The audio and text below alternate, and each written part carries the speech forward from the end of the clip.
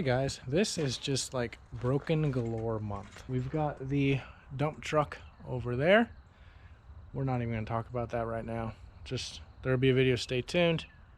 The rear end's out of it. I'm looking for the hog head. We'll get back to that in a future video soon.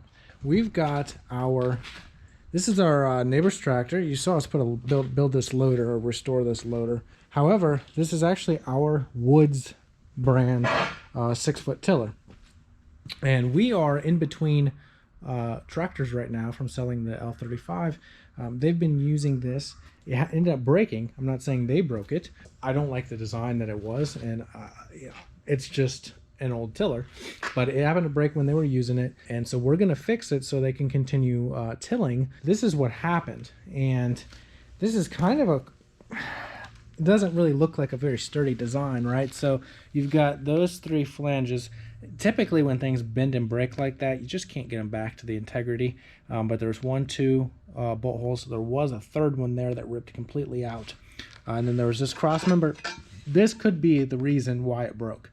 This cross member is probably very structurally important to keeping these two thin pieces of metal together. So, and I didn't notice that was loose, but that's probably what caused it to break. Anyway, we've got a good hunk of steel here for where the top of the 3-point goes, but this is all very flimsy, probably 1/8" material or even smaller. What it does is it bolts up to 1, 2, 3, right? It kind of comes up, and then it's for your 3-point at the top. Okay, just like that. Okay, does that make sense? But that design is would be really hard for me to replicate, I feel like, in the shop with the limited metal tools that I have, right? So like this lip would be really hard. I would probably be building it with like angle iron and then sheet, and I just don't think it'd be as strong. So there is a John Deere design that I've seen, and other manufacturers have done it, but I found the design on a John Deere tiller, which thought, hey, that's very squared out, something I can do. So we're going to, we've got over here some 1/4" plate, so pretty significant plate. We're going to build, this is like 11 inches to here, right? So about 11 inches, okay? And we're going to build maybe up 5 inches, okay, as a square, and then we're gonna cut across, okay? I'm going to cut across up here, okay? And then we're going to put a square tube across it. As you can see, I'm building another topsoil screener. And so we've got a lot of stock here. I'm just going to take a small, like 18-inch piece of it. We're going to bring a square tube across it. And then we'll probably take some of these 1/4" angle iron pieces right there, because I know I have scraps of those. And we'll probably put a couple braces across the two sheets of metal. And I think we'll get something pretty sturdy out of that. And then we're going to cut this out. We're going to reuse this piece here, okay? We're going to come, this is 6 inches. So we're going to come 1.5 inches in, and we're going to cut out a 3-inch square tube. And then that's going to set over the tube so that it's wraps around for lifting. It'll be stronger, I think, that way. Even in today's market, wood is cheaper than metal. So for those triangle pieces, I'm gonna try to make this in wood first. So we're going to measure out 11 inches. 11.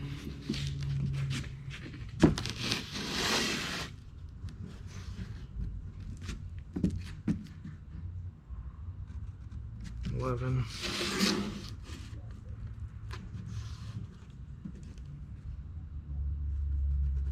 11.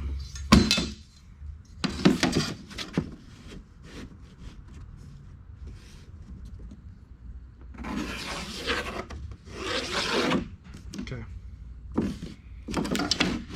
There's our 11 inches, right? So that's our base. That's where we're gonna have like call it like 3 holes in this. Okay, does that make sense? I think I want to come up 5 inches on that. So let's see, where is 5 at? So we're gonna come up 5 inches.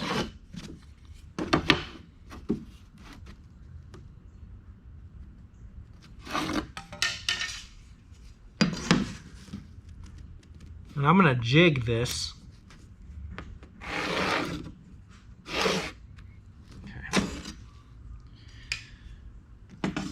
that is our uncut.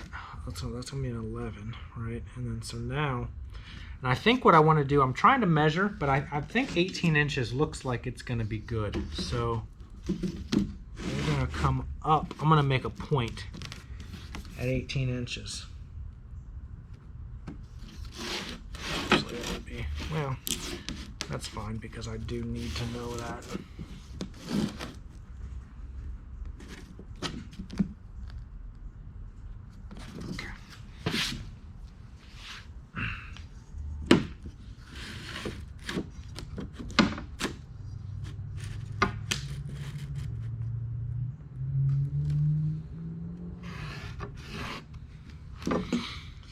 So we want to at least 3 inches there for our square tubing.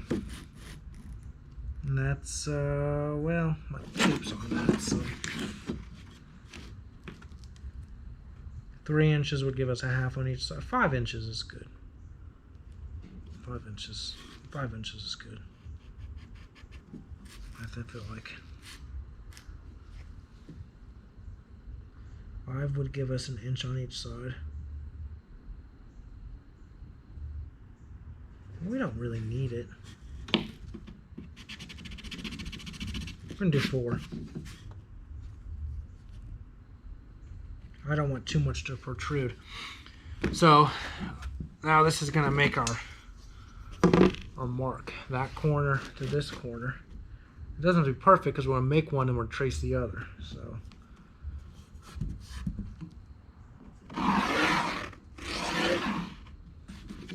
okay. That's our piece right there. So we're going to be cutting along this line, like so. And this is not a real line, if that makes sense. That was just keeping our shape.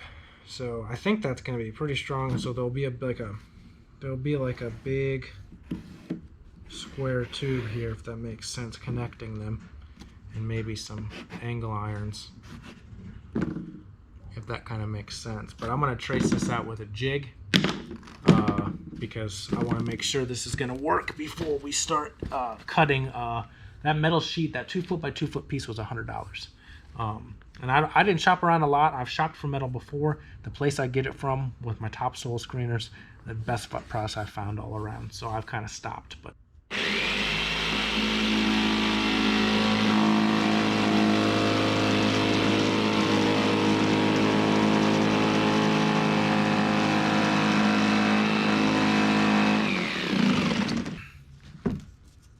okay, that's basically what we're making. Okay, let's go see if it's gonna work.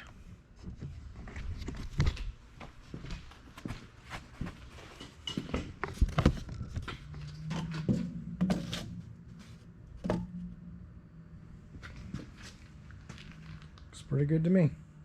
We've got this traced on here. If you can see, it's just pencil. I need to find some good like metal writing markers or something that I can use. Pencil works, but I'm going to take this over to my garage, just the garage attached to my house, and set the plasma up. It's just an Amazon plasma cutter. It doesn't do a perfect job, but I'd rather do that with this than the grinder. So it's the next morning. This one's the first one I did. As you can see, the cut is a lot more horrendous. I just did some air pressure on this one, and I think that helped. I also started pulling it instead of pushing it. I started pulling it.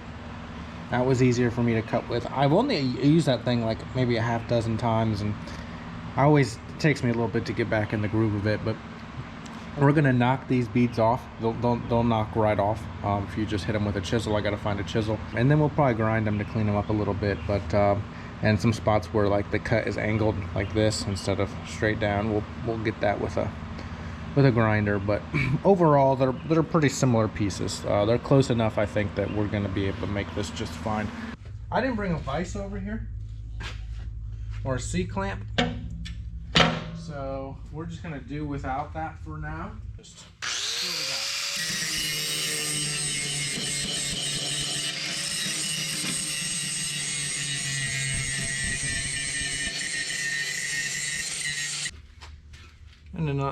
didn't turn out horrible. It's not great. It's not, that line's not straight, but that's all right. Okay, so the next thing we got I just put a mark on each of these on where the bolt holes are gonna be. And we're gonna take a small bit. I just use pencils, so there's a small bit. I'm gonna need to punch that.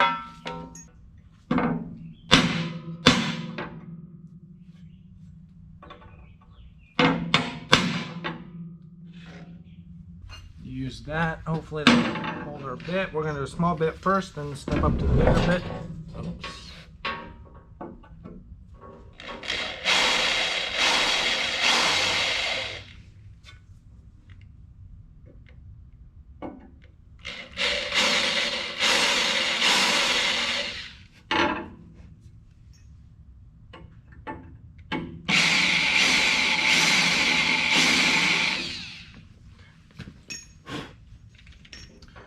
Got that started.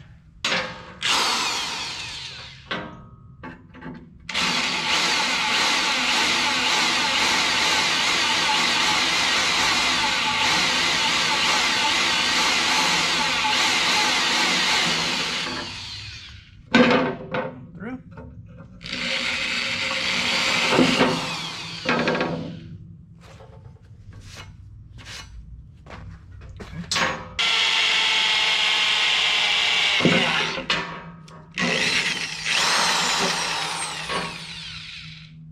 Cool.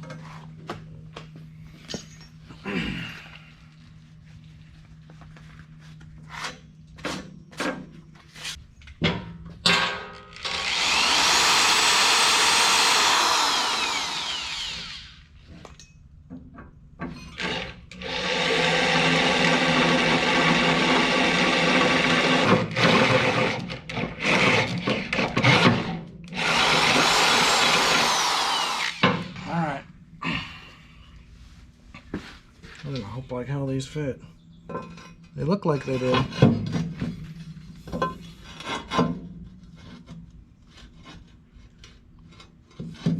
I don't know about this.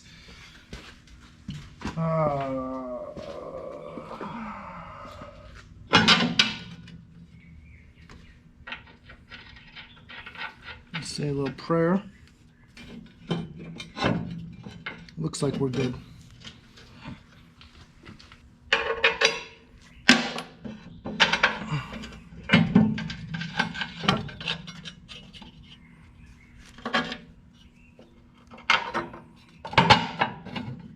Okay. We fit on all three. Looks like dead center to me. Yep.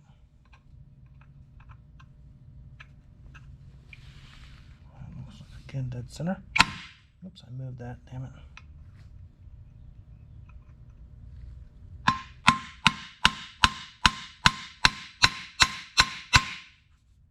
That's dead center.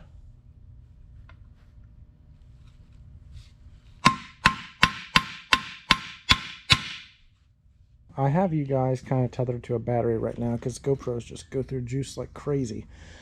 But I've got these bolted up. I left them a little loose so I could do final adjustments. And of course I can't measure across them because you don't know if they're level. So what I did is I measured the inside dimensions right at that welded flange, okay, and got 19 3/4. So we're going to keep that distance up top, even though it's probably more right now. So obviously I have all the stock.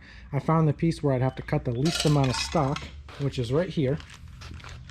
19 3/4 looks just like that. So we're going to go ahead and get that cut, and then we'll figure out some sort of clamping solution to hold it in place while we weld it. So follow along.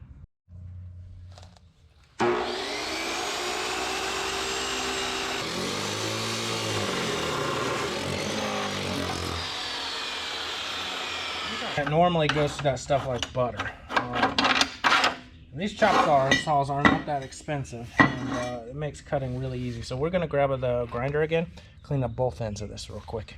It's going to go right in here.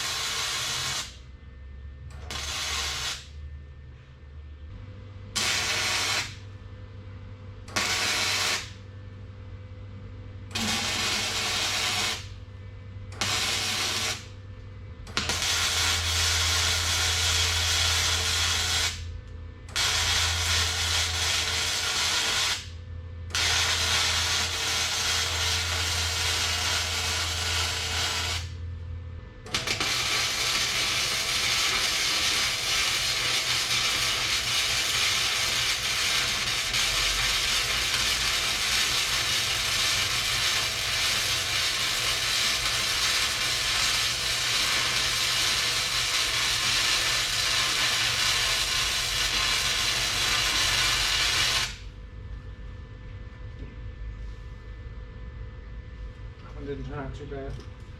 Alright, this is what we got.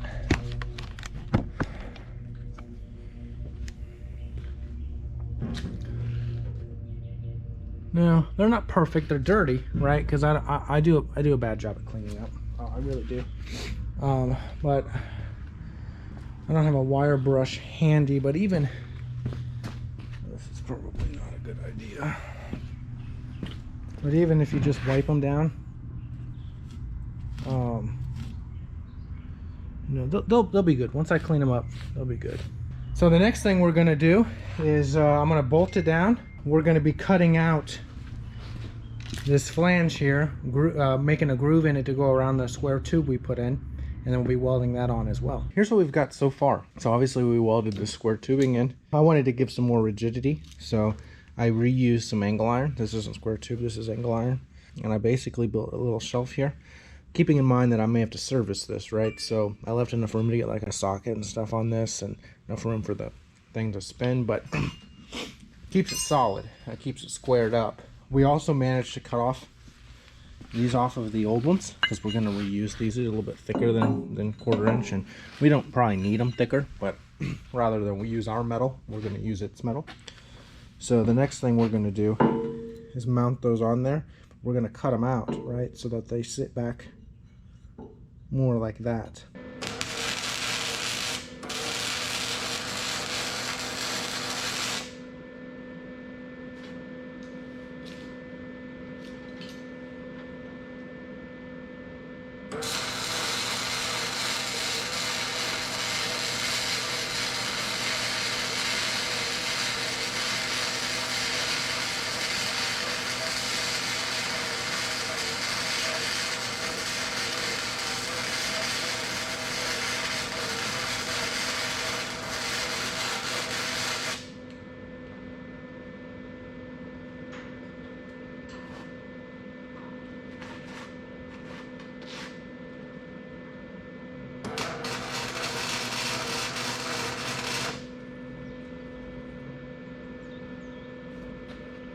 So that's what we've got. I don't think that's going anywhere. There's a hole in the middle because there was a bolt drill out there that we reused. And we cut it, and we were right on that spot. But the welds aren't horrible, they're not great. I didn't clean up very well. So we're gonna get this thing hooked up to the tractor. So this is the final product. I need to clean up the welds a little bit, but probably give it a coating of paint, but this is how it turned out. And we're gonna go use it for a minute just to make sure it all functions, but looks like a pretty good repair.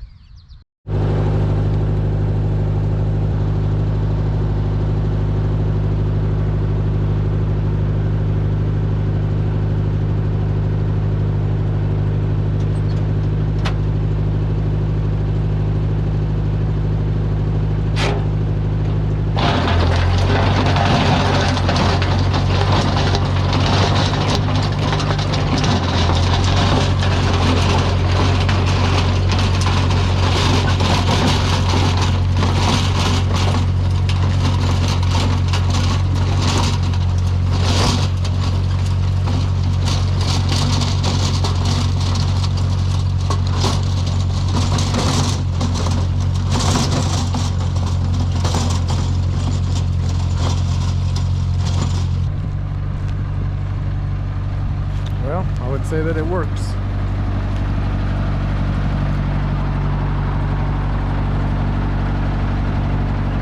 Maybe eventually we'll put some paint on here.